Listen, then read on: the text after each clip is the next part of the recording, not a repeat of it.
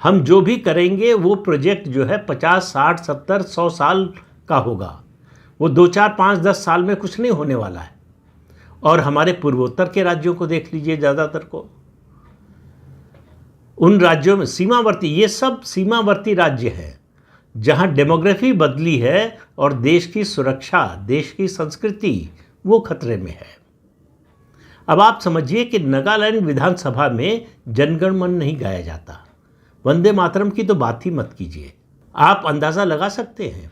लेकिन इसकी शुरुआत लोग कहेंगे कि बार बार हर बात में जो है जवाहरलाल नेहरू का नाम ले आते हैं, लेकिन जब शुरू वहाँ से हुआ तो नाम किसका लाएंगे? जवाहरलाल नेहरू के समय अंडमान में ये नियम था, परमिट सिस्टम था, परमिट लेकर ही आप जा सकते थे। अंडमान के अलावा कुछ और पूर्वोत्तर के राज्यों में था। सरकार के स्पष्ट निर्देश थे कि कोई हिंदू संत, महात्मा, पुजारी नागालैंड में जा ही नहीं सकता, और क्रिश्चियन मिशनरीज उनके लिए खुली छूट थी। उसका नतीजा आज देखिए कि वहाँ हिंदू कहाँ हैं, आपको खोजे से नहीं मिलेंगे। वहाँ मैंने बताया जैसा कि विधानसभा का सत्र शुरू होने पर या किसी सरकारी समारोह में जनगण मन नहीं गाया जाता।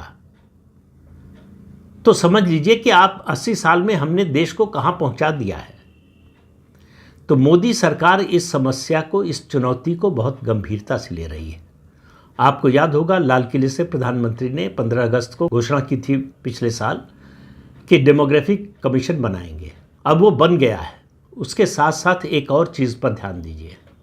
गृह मंत्री अमित शाह, उन्होंने घोषणा की थी कि नक्सलवाद को 31 मार्च तक ख़त्म कर देंगे, 31 मार्च 2026 तक।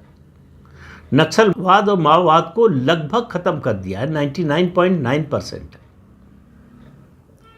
उसका सफाया कर दिया, जिसके बारे में कोई कल्पना नहीं कर सकता था। जब ये घोषणा की थी अमित शाह ने, तब उनके बड़े से बड़े समर्थकों को भी भरोसा नहीं था कि ये लक्ष्य वो हासिल कर सकते हैं जो उन्होंने समय सीमा तय की है उसमें। ये तो लोग, उनके करीबी लोग मानते थे कि जो तय कर लेते हैं वो करके रहते हैं, लेकिन ये कोई मानने को तैयार नहीं था कि इस समय सीमा में हासिल कर सकते हैं। बहुत उनको चेताया गया, कहा गया कि इस तरह की समय सीमा नहीं तय करनी चाहिए, अगर नहीं हुआ तो क्या होगा। लेकिन अमित शाह बिल्कुल दृढ़ प्रतिज्ञ थे कि ये अचीव कर लेंगे हम निर्धारित समय सीमा में, और वो कर लिया।